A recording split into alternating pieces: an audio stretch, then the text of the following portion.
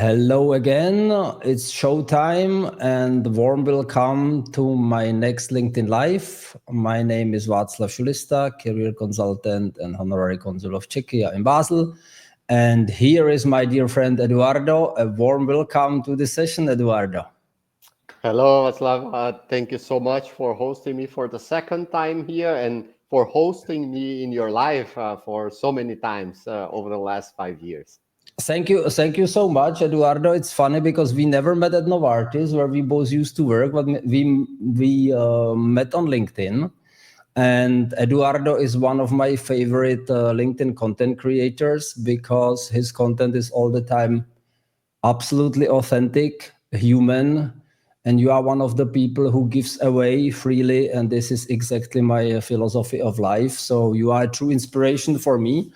I read every review of a book which you are writing, and you saved already a lot of time for me, because then I decided based on your review, am I going to read this book or not? So I'm very grateful for that. Today we have the topic of how to have a fulfilling life after a layoff. We had already a very open and honest discussion in the first time, so pleasure to have you here for the second time.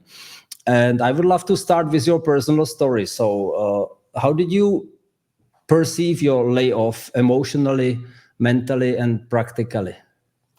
That's a great question. And it dives me back into a couple years ago. Many people don't know this part of the story as a company leader, as a director. I actually had some level of understanding that it was about to happen. You learn to get the signals, you hear the gossips, and it was pretty much clear the direction that the company was going, and therefore that it was about to happen. It was imminent. I'm so thankful for that because it gave me the time, the headspace to prepare, to think about the things that I would want to do, the things that would bother me the most, the things that would challenge me, the whole aspect of the identity that we create when we have this kind of employment. And then it, because I have been doing meditation mindfulness for so very many years, I had all the time necessary to prepare for that moment. So it wasn't a roller coaster or anything like that. I know that this is the experience from many of the colleagues. It wasn't mine. I was fully prepared, except for the 1 month maybe when you get the notice, right? When you get the letter, it's always like the theory is the theory until it gets into the practice. And the first month when I was actually gone from the company, because then there was really this separation that happened and touched me very profoundly. It was when I deeply realized, yeah, I'm not coming back here tomorrow to work. That's gone. That's in a past and a past chapter in my life. So summary, it wasn't a roller coaster because I had prepared for that. But what was the hardest part in the first few weeks? You mentioned that okay, now it's cut. It's like somebody's dying. I don't see this person anymore. This is I don't walk through this door and I don't be a part of the campus anymore. What was the hardest for you? Was it the financial insecurity? Was it sorrows about the future? What was it? It was the people, my friend. What happened was I knew that day that I was leaving, that I even did a little bit of a party with the colleagues, that would have been the last day I saw some of them. Mm-hmm. And that would have been the last day that I connected with so many others that weren't there. You made a metaphor with a person dying, right? For me, it's like really a relationship. I was in love. We had a great time together. Ecstasy, so many peak times, and all of a sudden it's over. It's not working for the two anymore, and we go separate parts. So I know it still exists, and I think this is a challenge because it's still there.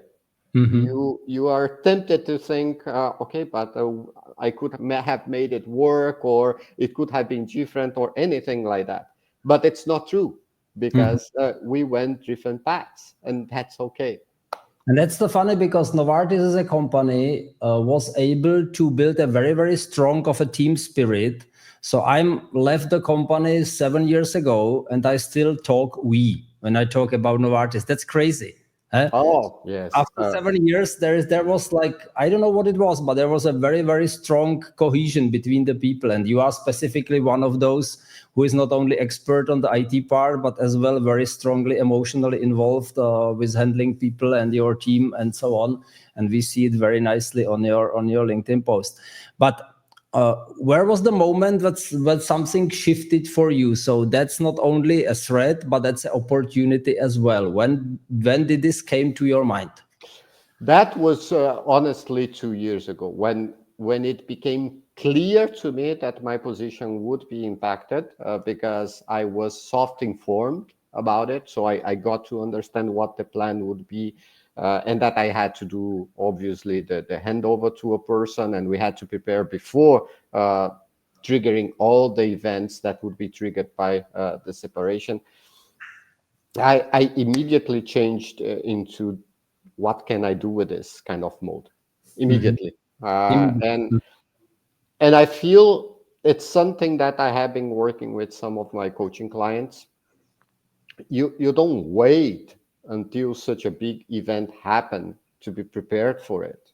If you go back to Nassim Taleb and the Black Swan, or Anti-Fragile, you design your life in a way that you're prepared for this kind of things, and then you benefit from them. It's not like you're resilient. It's not like you can sustain it. No, it's when these things happen, they become a leverage, they become an opportunity for you, because you knew it was eventually going to Mhm. be an option, and you have thought about it. Like writing the book, it has been an idea, it has been something that was there in my backlog for such a very long time. And immediately when I got this clarity that I was impacted, and I would be impacted, and I would eventually leave the company, some of my attention shifted to that naturally. Mhm. Mhm. Many of us are struggling with self-confidence because the job is our identity. Then we lose Mm. the job, and we struggle with the self-worth after layoff. What helped you here to still rebuild confidence or stay confident? What and maybe you can tell us some parts you share in your beautiful book Life in Motion, which I would like to talk a little bit more in depth later. So what helped you in this situation to be the confident, friendly Eduardo we know from LinkedIn? Because yeah, there's all the time the friendly and confident facade, but behind it sometimes, the things look different. I would start maybe with that angle of your question, because I think it's very, very important. I'm not self-confident and super confident 100% of the time. That would be just lying, pure lying. I have struggles like any other human being. I have times where I think, oh no, maybe that's not me. Back to the book example, when I was about to launch it, I felt really, really anxious, because it was challenging, it was new, it was different, and it's normal. Okay, it's absolutely normal for anybody that's out there that's not feeling peak confidence right now. Take it, experience, live with it, and move forward despite that. Now, back to the core of the question: how do I do it? It comes back to a lot of the things I learned with public speaking, and especially what I learned by not doing public speaking. Let Mhm. me explain. When I was doing it on a weekly or bi-weekly basis at Toastmasters, and then on top with my job that also required me to be presenting so many times, and storytelling so many times so often, I was feeling ultra confident. Why Mhm. is that? It's because I'm practicing it. I'm honing it. I am gathering feedback. I'm improving.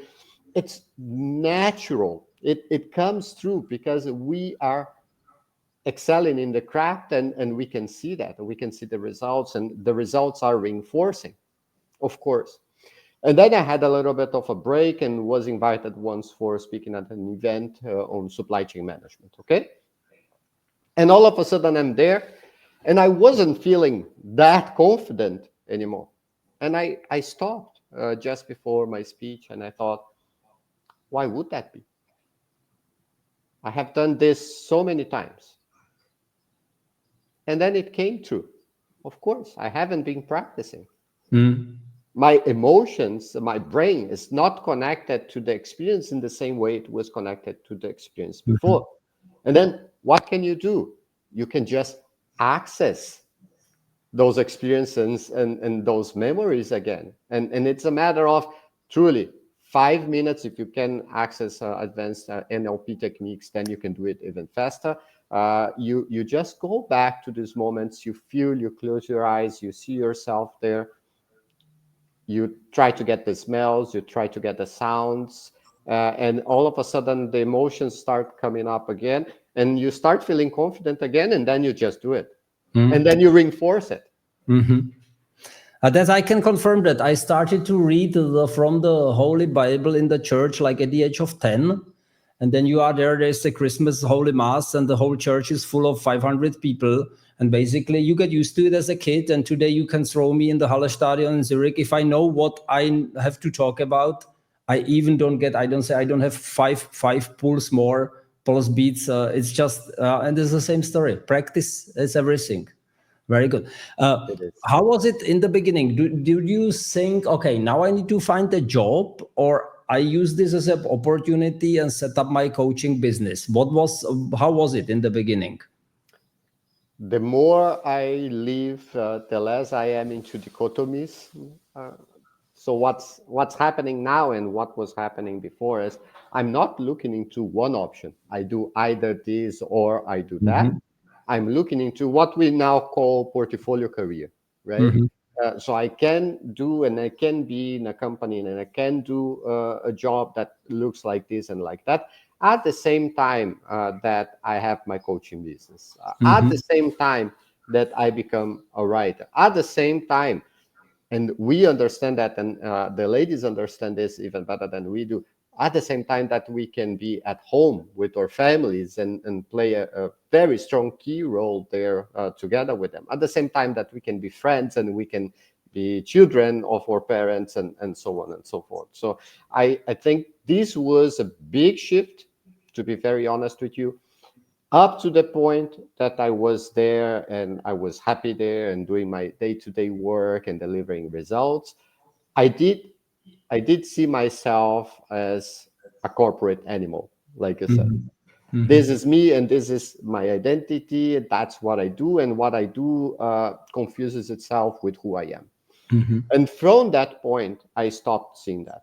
Okay, Hmm. I will continue applying for jobs. I will explore the market here on this sense.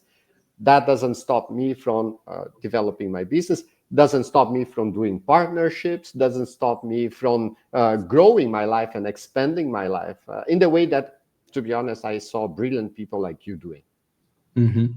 Thank you for thank you for your nice words. Just a short remark to the people who are listening. Thank you for being here. This is a completely unprepared discussion. Hey, we didn't rehearse it. We just went with Eduardo into it. You can do the same. You can influence it and ask us questions. I am going to display it on the screen and read it loud because I know that some of my friends are listening to our LinkedIn lives via rowing on their rowing machine and stuff like that, so they wouldn't see it. So please, if you have any questions, post it and I will read it. Good. Could you show your book, Eduardo, please, so people see the book? You have one on. It's over They, there, but okay. that's the baby, right? And this is a very special copy. It was one of the ones that came in quickly as we went through. I love telling people that yes, you can buy the paperback or you can buy the ebook, but the paperback is beautiful. You know, I I I just love it so much. purchased the Kindle so I can leave you a review. That's the reason. So I can give you then my 5 stars when I finish reading it. But I have to admit, like yesterday, we've been talking about stuck in the career. I got stuck in the book, and it's nothing to do with the book quality. But last days has been so busy that I'm falling. When I open the book, I fall asleep, no matter what I'm reading. So I'm just on the front of the No. book. But there are a lot of habits and routines in the book which could support the transition and the same transition you made. What could you elaborate a little bit? What routines are help you through the days, through demanding times? We talk a lot about breathing, about physical exercises in your book. Could you elaborate how does your day look like, and what routine supports you to stay strong through these difficult times? The first routine that helps me going through the times is having a routine. Mm-hmm. And I tell this to people. It makes such a difference, and I feel it whenever I break my own routine. I can see the negative differences because we are wired to see negatives, right? So it's so clear. And then immediately I sit back and I know that, okay, if it works like this on the negatives, it's because it's working so much more on the positives, right? I do wake up earlier than the family to do my meditations. And What again, is because the time? What is the time? What is 6 it? o'clock, 6 Six o'clock. o'clock. Okay. And again, because I'm not a perfect human being, every now and then in the morning I go and snooze and then fall back to sleep, you know. But I try to meditate 5 to 6 times a week. So always very early in the morning before everybody is up, because then the house is quiet and I have time for myself. I do something that also helped me so tremendously to connect the experiences. I wake up and go to the toilet and have water Yeah. in this order. And because I do that, I already put my body into some sort of a movement. And then it makes so much easier to access then the next thing that I'm going to do, that is the meditation. I have a Uh, different routine. Wake up at 7 and do coffee, cappuccino, and bring it the wife to the bed. So that's that's a that's a good one. That's a good one. there is Yes. no meditation there, and the glass of water as well. The same story. And you know what I love about yours is because it's that it creates or reinforces connection. So absolutely love that. I'm going to reflect and rethink and even publish something about it. Thank you for the inspiration. So, and what other routines do you have? I usually do my intermittent fasting that I wrote about, and it's a part of my experience. So that means after I do my meditation, I wake up, I come to the kitchen, help organizing the things, organizing the breakfast, and then I have my morning coffee, black, together with the family. And that's also such a lovely routine. And then I will connect with your routine of bringing the breakfast to your wife, my friend, because that's the moment that we start the day with some sort of a connection. And don't get me wrong, the kids are getting into the teenaging years. So some mornings this connection looks more like chaos and discussions, which is absolutely normal. And I'm grateful for this experience as well. It's important, though, for me personally, that we are doing this on a day by day. And then after all that is done, those who follow me on LinkedIn, they will immediately understand. I'm going to shower and start my LinkedIn activities on Mondays, Wednesdays, and Thursdays. That's what I do. Mhm. Mhm. And then after that, usually I take a mid to long walk, so 30 minutes, 1 hour, depending on the day. And then I'm going to come back to some focused work, be it writing, be it a coaching client, be it some workshop that I'm working in, up to the end of the morning. Then we have family lunch again. I love that about Switzerland, that the kids Yeah. are back home and we can be together. And then the afternoon is always looking different because depends on the works that I have got assigned to myself. Mhm. Mhm. What would I am highly skeptical towards meditation with my ADHD brain. I never tried this because I think it's completely impossible. So what would you tell me as a person with this diagnosis, and the entire family is like that? How can I start? What is an easy start to meditation? For me, it looks like something which is absolutely not possible for me. I would tell you two things then instead of one. Yeah. First, the easiest way to get started with it is do it for a minute. That's actually how I started. You do this meditation, breathing techniques for a minute, and then you do two, and then you do five, and then you do 10, and then you do as much as you feel comfortable with. Because one thing that I've learned, for me, I'm not different than you in that sense. When I got to 30, 40 minutes meditation, it got really, really hard. Yeah. And then it was another huge shift into 1 hour meditations. And even nowadays, I know that this is still something I need to work further on, because sometimes it's easier than other times. So the difficulty is there. It's just a matter of how much time, where you're going to find the difficulty first. Okay, Now, so you the other thing, motivating. the other thing, anything that you say it's impossible becomes impossible. Yes. I'll say it again.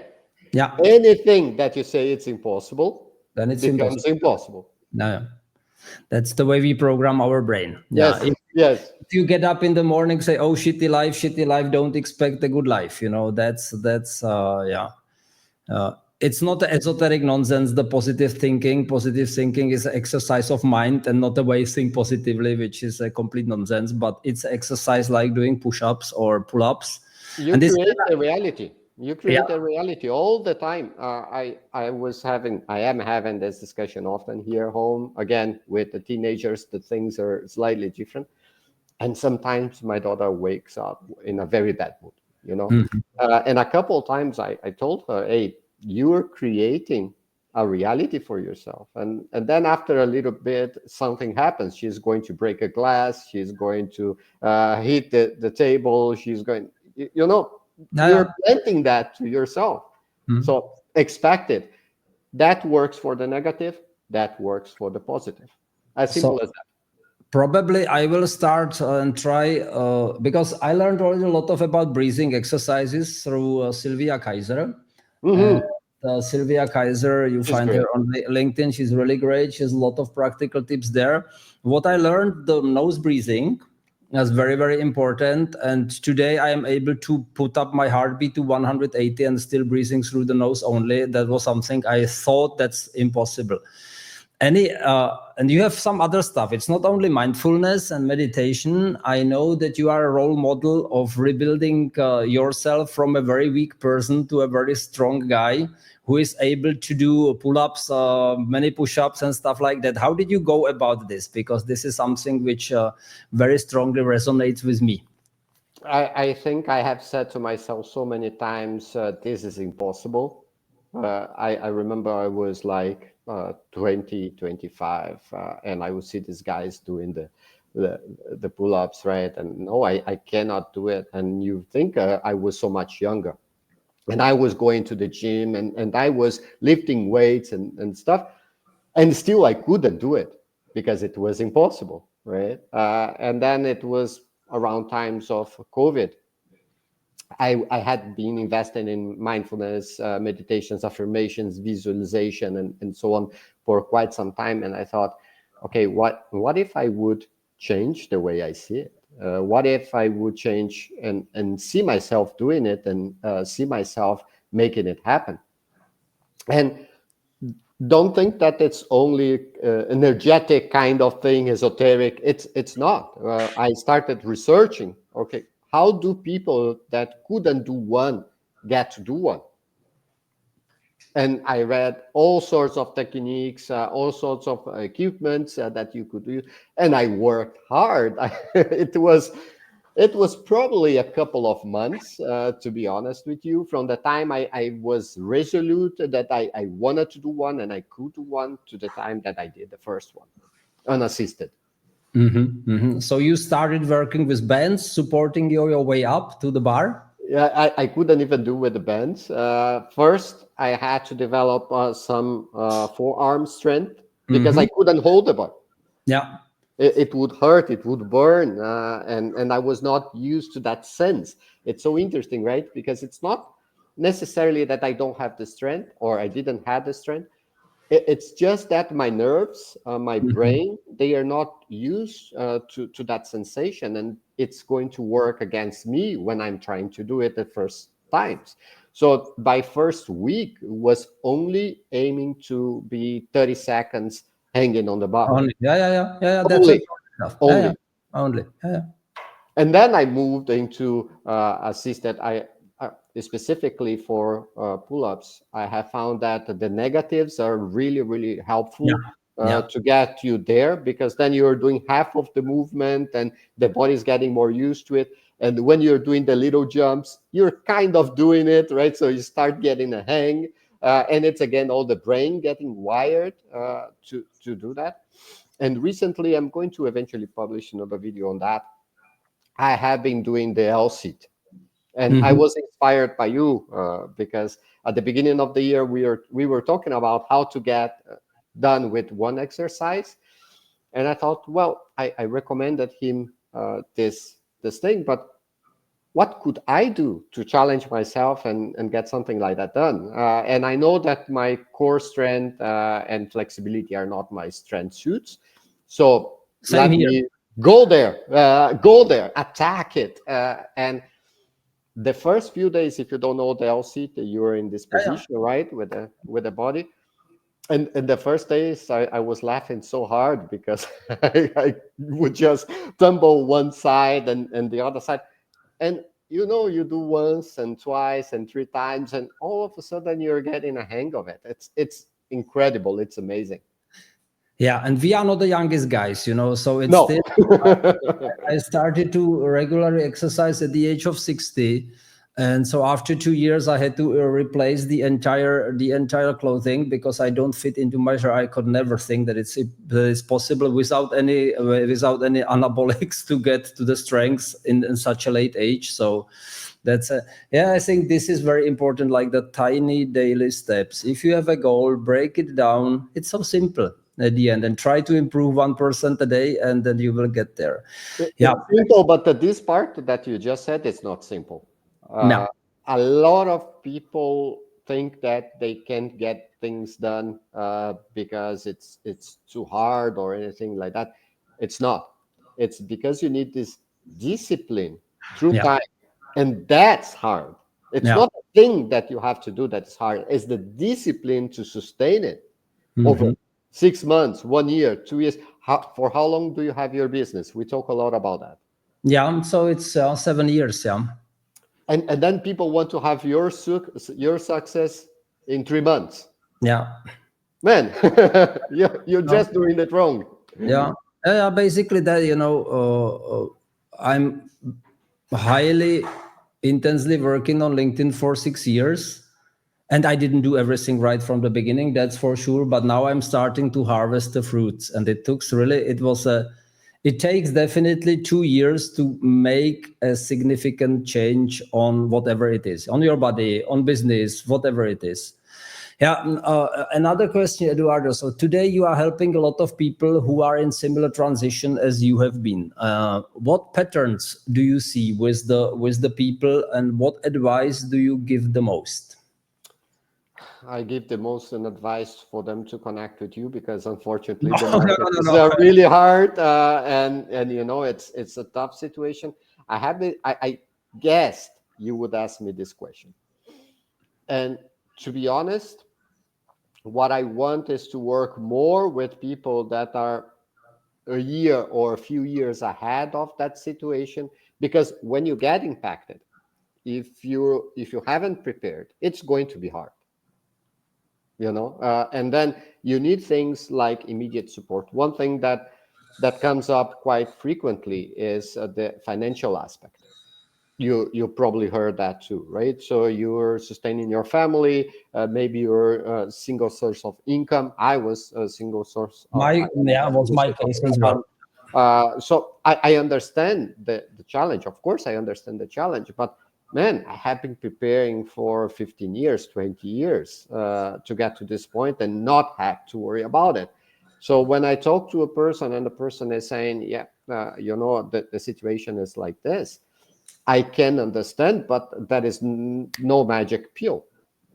What that person needs is a new source of income. Otherwise, things are going to be really, really hard. And then you need to move into action, and eventually you have to accept some compromises.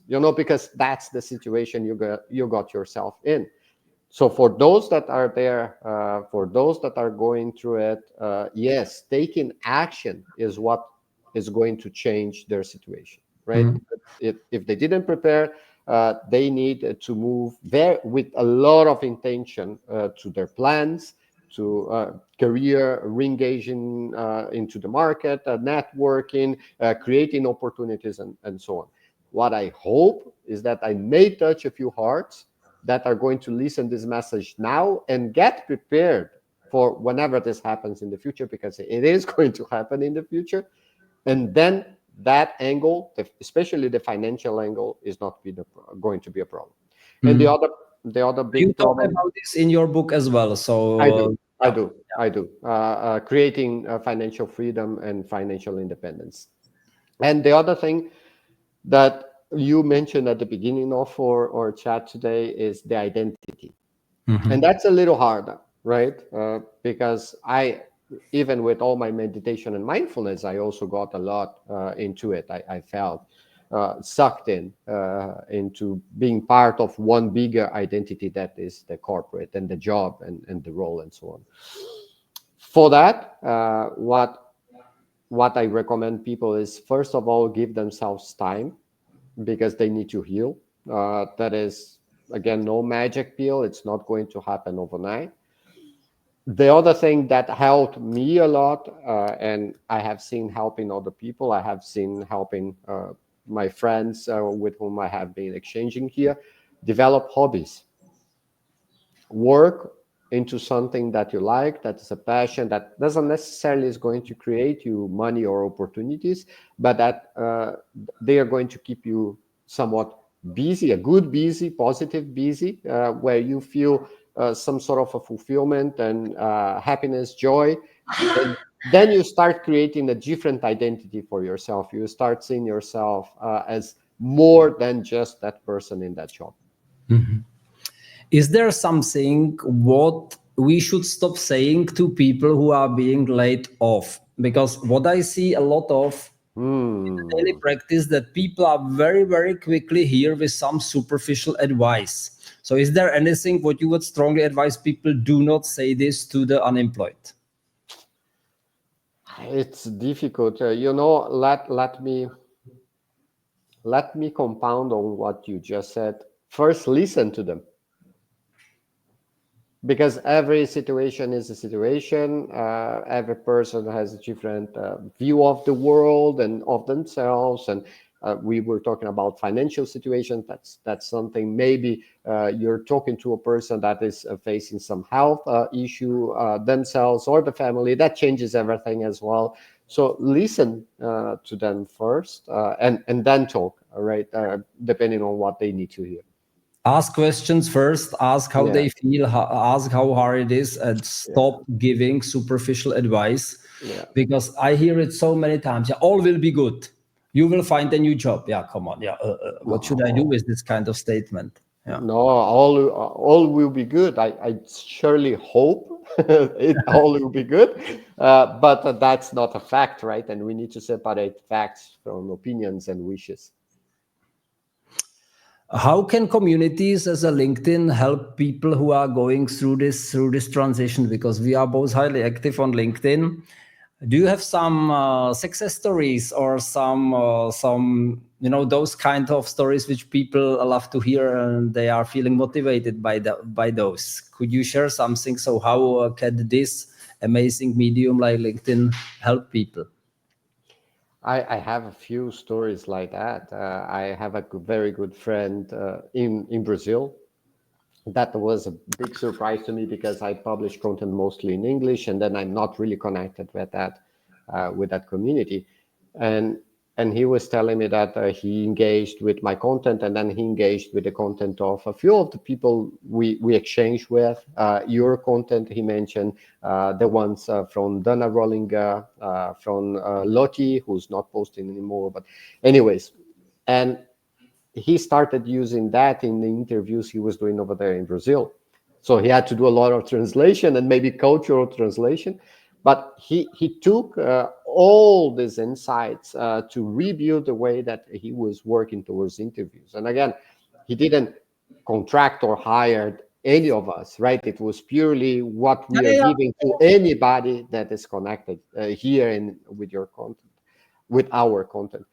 And and then all of a sudden he found not one but three jobs. Yeah. And then he had a good problem to decide which one to select. I need to share one of my favorite stories, which I work a lot as a mentor of qualified migrants for NGO pro bono. And I showed the lady how to post on LinkedIn, and she got a job offer 1 hour after her first post on LinkedIn. Just, yes, those are wonders, those are exceptions, but those things are happening. We saw, for example, a customer being invited to a job interview and getting a job 1 week after writing her first article on LinkedIn. Those are the stories, and the LinkedIn can definitely help the people. Yeah. And let me tell you a personal story, right? Now, that's a much bigger story, but anyways, I will concentrate on the last mile of it. I got then unemployed and I got into the market. And because I was actively promoting content and sharing insights and talking about things, amongst many of these things, leadership communications, then I reconnected with a good friend that I had worked in the past with. And then I created this partnership for myself, or opened the space for myself in this partnership with Ginger Leadership Communications that I talked about last month. If I wasn't active on LinkedIn, I wouldn't have created that opportunity. That's, again, not only a working opportunity, it's income, it's a visibility, it's experiences, it's connecting with new and incredible people. So it does make a difference. It does make a difference. And funny that most of the things are happening absolutely without any intention.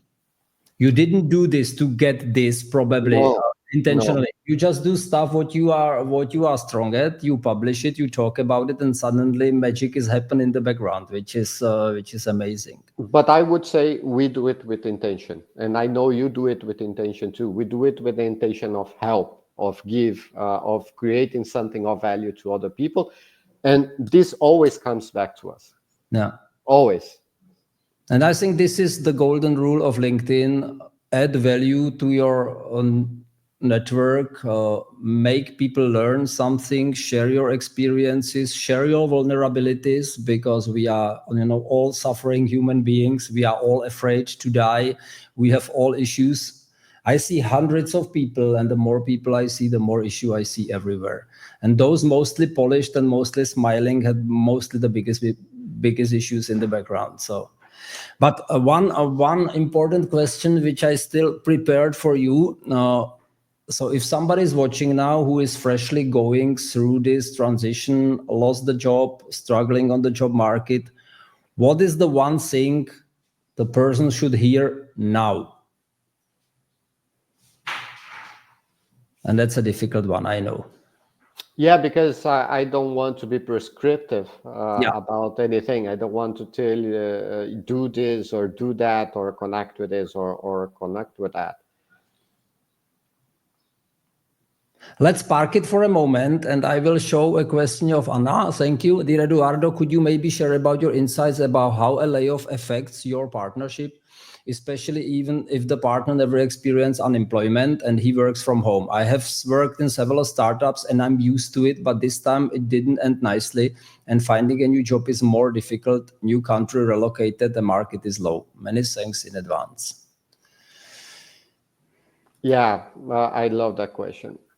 And my wife is probably hearing somewhere here in the house. So then we have something to talk about later. Thank you so much for the question, Anna. I just keep it displayed so people know I what. I know it can affect very significantly because my wife, for example, she never worked at corporate. She's a dentist. She had working in a different, completely different setup, and then she went into academia. That is again a different beast. At the beginning, I have noticed that it was a difficult situation because, of course, she doesn't understand why I'm doing certain things and why I'm reacting in certain ways because that's a gap that exists in the relationship, and it's supposed to be there because it's not a reality that she needs to experience. Right? Mhm. What helped me the most was to talk about it whenever I felt I was holding something back or whenever I was not understanding the situation from her perspective. And the other thing that helped me a lot, and that still helps me, is to understand that we are different people, and then she will never understand it the same Mm. way that I do. One thing that I am grateful for, though, meanwhile, is that she understands it. Not that she understands the situation, but she understands that we are different in that sense, and that this is part of my experience. And her role in that experience is to support me, not do things for me, not just to be there whenever I need her to be there. And that's all. It has helped me greatly through this. And the other thing is not to stay at home all the time because otherwise she would be very upset with me. I had a similar experience. I learned to talk about how I feel and about the struggles with my wife. And my biggest advantage was that my wife never pushed me to do anything. Just take your time, do it, work on it. I trust you that it's going to be successful, and that's it. So, and this is, if you have a partner who is constantly beating you up, search for a job, this is not going to work, then it's very, very difficult to build up a successful business. You So, need a conversation. Yeah, you yeah, need a conversation. absolutely. I think honesty and talking and show your insecurity to your partner is the most important thing. Don't hide the stuff and don't try to solve everything on your own because it will poison the relationship for sure and it will backfire on you. Uh, Let so we, me let me tell a story that connects with that yeah, because I think this is important for people. It's again about the book. Okay, yeah, I was then end of last year. I had my manuscript and I was ready. I decided that I would do the publishing. And for people that doesn't know, publishing doesn't come for free. It's a very expensive project, process, whatever you want to call it. And then at that moment, I knew it's a significant investment that is coming at a time where the revenues I get from my own business are not at the same level and I don't have employment. yeah, So obviously, it deserves a conversation with my partner, with my wife. It would be wrong on my end to just do it without talking to her, and I understand that. And then I went to talk to her, and she was like, yeah, I see what you're doing, and I have seen you writing this for so long, and you're excited about it, and it's a passion. And then, of course, if that's what you want to do, do it. That's the support piece, right? Even if she doesn't understand, if she doesn't have the details, she's not expecting any kind of ROI, payback, yeah, or yeah, yeah, anything. yeah. Just do it because that's your thing. And then she took a pause.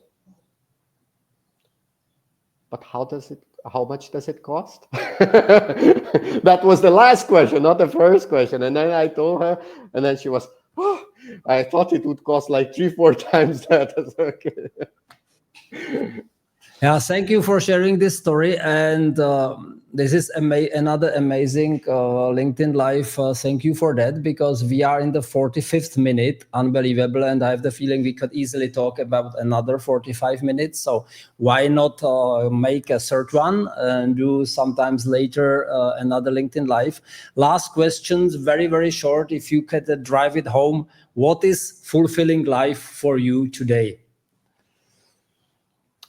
everything, the connection amongst the many things in my life. That's where fulfillment lives. Good. A very nice closing statement, Eduardo. Thank you very much for being my guest. It was a pleasure having you. I look forward and we see each other again face to face. All the best.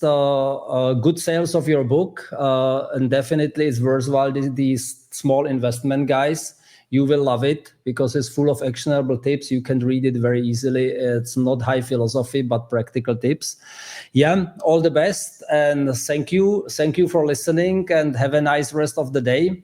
And stay Thank in you so much. studio for a moment, Eduardo. I will close the stream now. Bye-bye. Bye-bye. So.